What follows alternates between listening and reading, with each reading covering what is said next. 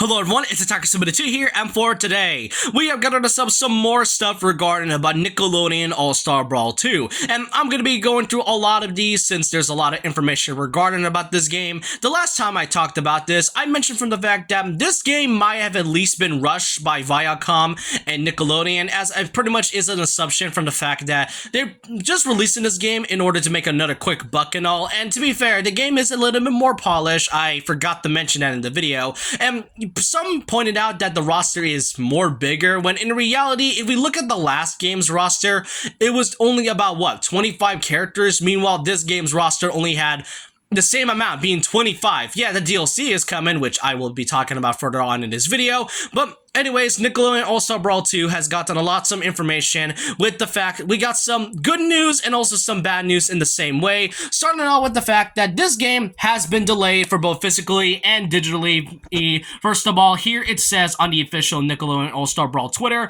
it says, "Brawlers, our release date will be moving slightly as the team looks to put the finishing touches on Nickelodeon All-Star Brawl 2. For those who want to get the game digitally, you will be getting it on November 7th as it releases on that day. For those who wants the retail version or the physical version, they will all be in shelves in December 1st. So the physical versions is slightly delayed, and I think the digital one was meant to be released at around November 2nd, but I can understand why the team is like this.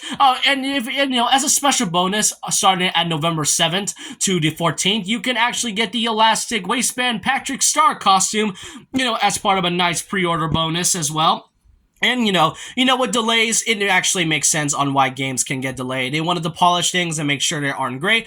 But then we get to the other stuff regarding about this. This is what grinds my gears personally. So this question, there was a question from this same tweet where they asked, will the Switch physical version will be download only or have the full game on the card? And pretty much if you're a collector like I am, I tend to collect games physically, which, not only just to play the game, but to also admire my collection and box arts that I have. If you've seen my community posts, you would know that I have quite a lot of Switch cases, but, back on the topic on hand, it seems that they have actually confirmed that the Nickelodeon All-Star Brawl 2 game Switch version will have a physical box, but will only have a code inside of it. That means you'll likely see a box that looks like this, with this portion here saying full game download, game card not included. So, you know why this personally grinds my gears the most? It's the fact that why go through all this effort? And pretty much, given this question, what's the point of having a physical box if you're not going to be,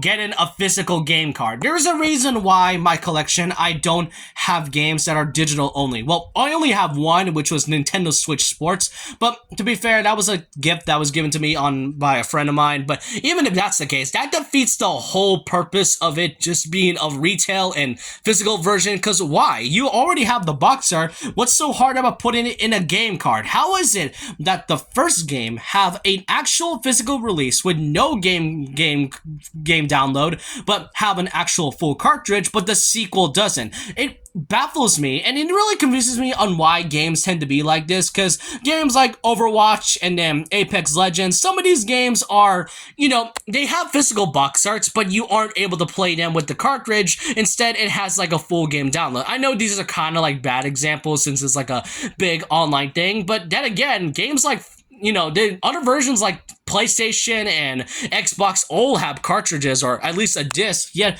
you can't do the same thing with the Switch for some reason. It's the same thing with Nickelodeon All-Star Brawl 2. You can't go through all this effort just to put a code in without any sort of box art.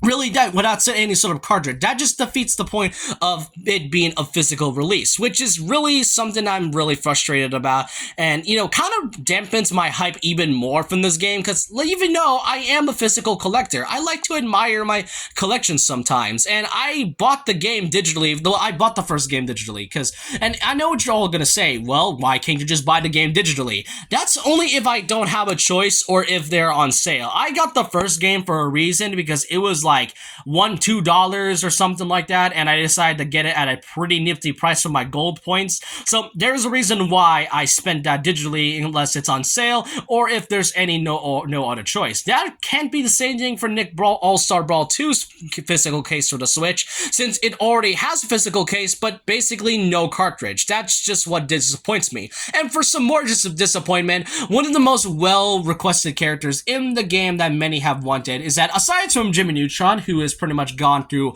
licensing in hell at this point, which is kind of why we had Hugh Neutron in the first one, because he was the only character that can kind of get in that isn't pretty much in copyright, but that can actually be the same thing with Timmy Turner from the Fairly Odd Parents. He was one of the most well-requested characters, and that's pretty much due to the fact that, if I recall correctly, Nelvana is the one that is currently owning Timmy Turner and the Fairly Odd Parents franchise, which is kind of why you don't exactly see this series in any type of crossover nowadays, because of the whole licensing in hell and all. And it's even more worse from the fact that, according to some sources I found and a couple things that my friend told me on Discord, the thing about this, though, is the fact that Timmy Turner may not, or, well, to put it simple, Timmy Turner's not going to get added at all. And I mean it in a really terrible way, because not only is Nelvana the one that is currently holding the copyright with Timmy Turner and Fairly Odd Parents, but everything else about Timmy Turner's licensing is absurd. It is really absurd that you actually need the rights to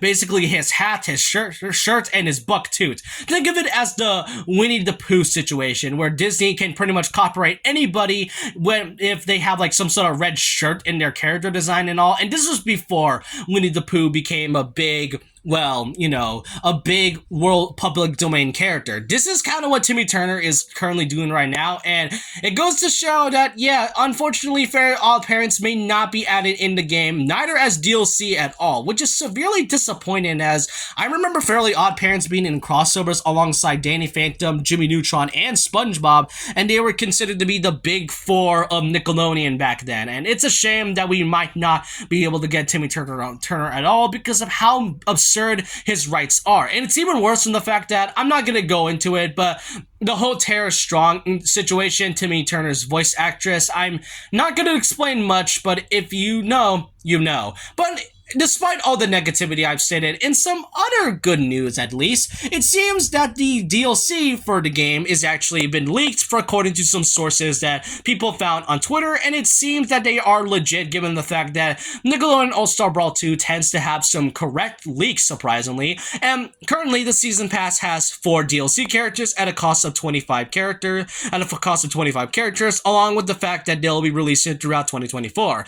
And this is a spoiler for those who do not want to know who the characters are. Here they are. So in 3, 2, 1, the DLC characters for Nickelodeon All-Star Brawl 2 Season Pass is Mr. Krabs from SpongeBob, Zuko from Avatar The Last Airbender, Uncle Iroh from also Avatar The Last Airbender, and last but not least, Rocksteady from the Teenage Mutant Ninja Turtles series. Now, those are some interesting choices. Like, really interesting choices. Mr. Krabs absolutely makes sense, since his whole motif and character is the fact that he loves money in the show, so why not make him a DLC character? It fits perfectly. Zuko is an interesting one, as we know Azula, his older sister, is in the game, in the base game, as the fire user, but now it seems we actually get to see his brother into the game, which personally, I prefer Zuko more than Azula. Not to say that I don't like Azula in this game. It's the fact that I remember people really wanted Zuko a little bit more than Azula, and it was a kind of a surprising one.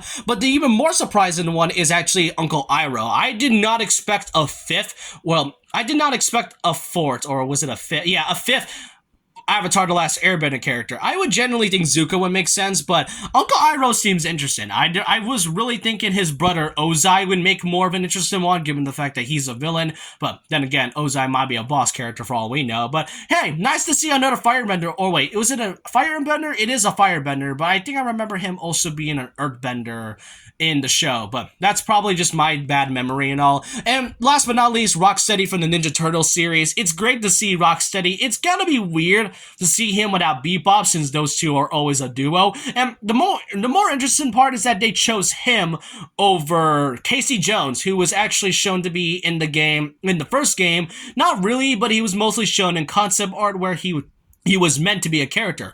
And I think I remember Rocksteady being in a leak from the first game's DLC files, which is kind of why we don't really get to see it. And it's surprising to actually see Rocksteady being this game as a DLC rather than the first, given from the fact that I don't know. It's probably just due to Viacom and Nickelodeon not giving them Ludosity and Game Mill Entertainment some time. But these are all the things I mentioned in Nickelodeon All-Star Brawl 2. There were some disappointments and mostly disappointments, but there was some good ones as well. But let me know your thoughts and opinions down below about this. What do y'all think of Nickelodeon All-Star Brawl 2 getting delayed? What do y'all think of the Nintendo Switch version getting only a physical game, well, a physical box, but no game cartridge? What do y'all think of Timmy Turner's current situation of getting into the game at the moment? And what do you think of the 4 characters that were leaked for the DLC? Let me know all your thoughts and opinions down below about this. And so with that, leave a like, comment, subscribe, hit the notification bell for more videos. Follow my Twitter, and I'll see you guys next time. And remember this, once a legend, always a legend.